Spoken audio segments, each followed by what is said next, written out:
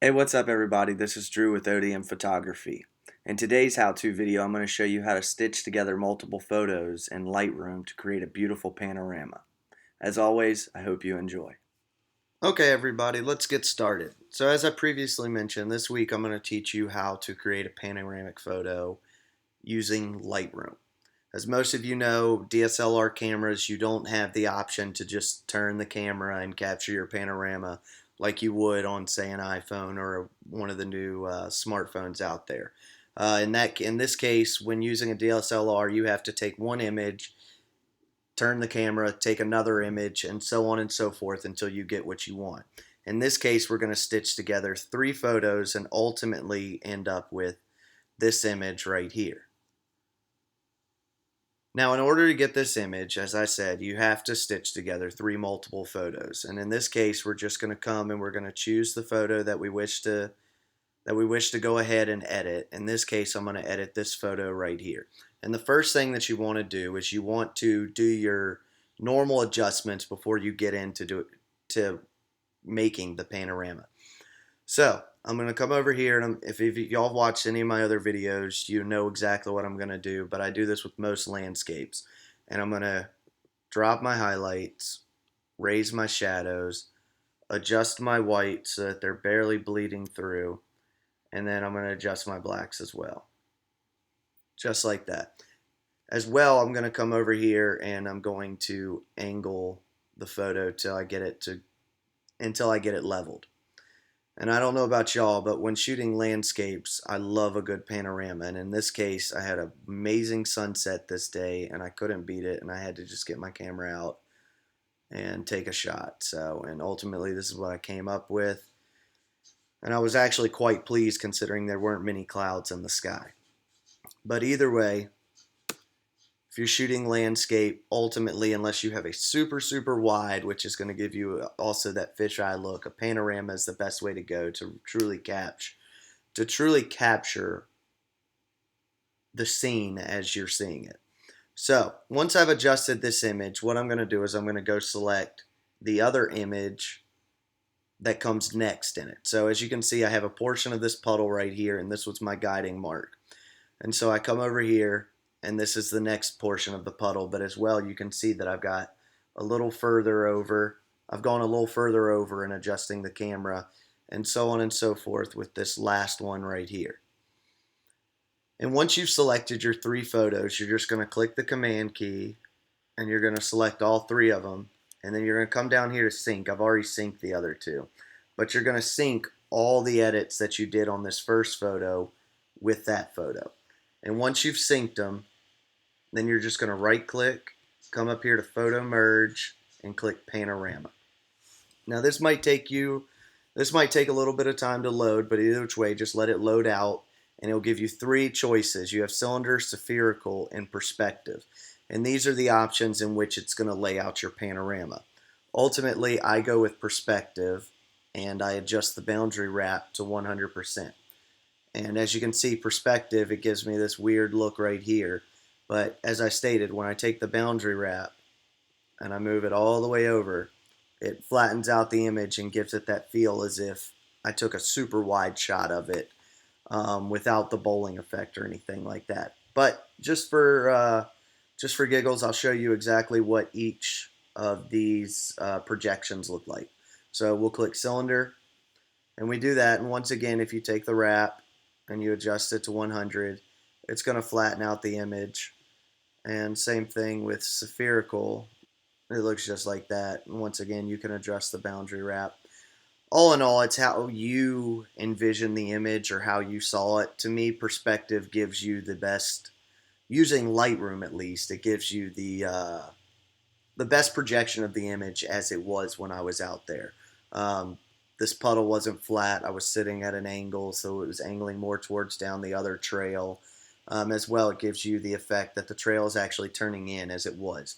So all in all, if you get it to where you like it, you just come down here and you click merge. And it's going to take a little bit of time, but it's eventually going to load up, and you will be left with an image of the panorama as you just saw it. Okay, so now it's loaded, and this is the image that you're left with. Obviously, as you can see, this is not a finished product. What I'm going to do, and I'm just going to go through these real quick because ultimately it was the panorama today. So I'm just going to go through this real quick. I need to adjust the angle because when we stitched together the other pictures, it sort of took the angle of the image off, so it's not straight. And I'm just going to adjust it slightly. Ultimately, I like using the angle tool. A lot of people will tell you to come down here to your toolbar and use the upright tools, the auto guided, leveled, vertical. Ultimately, I think it takes out a little too much of the image. So I'm just going to adjust it like that. To me, that looks fine.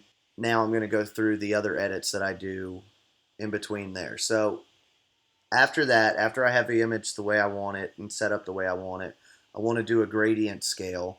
And I'm going to do that. I'm actually going to adjust the exposure to, I'm going to take it down a stop. Not a full stop, 1/10, yeah, a tenth of a stop. Actually, let's do 20th of a stop. And I'm going to adjust the temperature to a little warmer. I'm going to add in a little magenta, and then I'm just going to bring that out like that, and I'm just going to pull it down. As you can see, you're getting that gradient effect, and it's showing you that off in the distance, it's obviously darker. Where the sun is setting, it's brighter. But as well, I'm bringing out the colors in the sky. It was a very beautiful pinkish purple sky this evening. And once you get that to where you like it, just click enter. As well, you'll get some paint over into the, it'll actually go into the actual landscape portion of it. I don't normally like that, so if you come down here, if you go up here and you click brush tool, you have this erase effect. And what that's going to do is you just adjust your brush, and that will erase all of the edit that was done to the actual landscape. And once you do that, you just click enter, and we've adjusted the sky, and to be honest, I love it. But as well, I want to adjust the overall white balance of the image. So I'm just going to come here and I'm going to make it add a little more magenta to the actual overall image. Let's just add a little more magenta. All right, I like that right there. It looks good. Now I'm going to come over to my brush tool, and in this case, I'm going to bump the exposure a half stop, and I'm going to add some warmth to the image, and I'm going to add some green to the tint, and I'm going to go through and I'm going to paint all of the brush and the dirt and all that. And I'm just going to go through and paint all of that.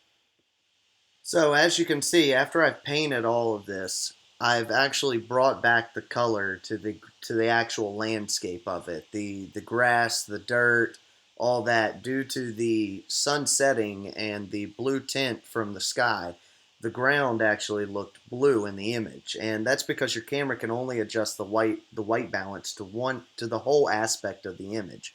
So when you take a photo, it's not exactly as you see it. That's why editing software, and even before editing software, when you were in a dark room and stuff like that and you were using film, you would use these same techniques. They were just slightly varied, obviously, doing it by hand versus by software. But you would do the same thing. And all that's doing is it's showing the variance in the actual image. And so obviously the sky was blue, magenta, pinks, stuff like that, the oranges, the yellows, but the ground was not blue as well. It was actually, it's this really cool place here in Richmond that I found. And it sort of wowed me because, to be honest, it looked like I was in Africa or something like that. It was just, I mean, it's just, I guess, dug up from where they didn't end up, they just dug it up, and I guess they didn't end up building anything there. So it was actually a really cool find when I went out and took this image. Okay, so after stitching all the images together and going through my edits, this is ultimately what I got. But as I stated in the beginning, the purpose behind this lesson was to stitch together a panorama, and ultimately we were able to do that, and Lightroom does an excellent job with it.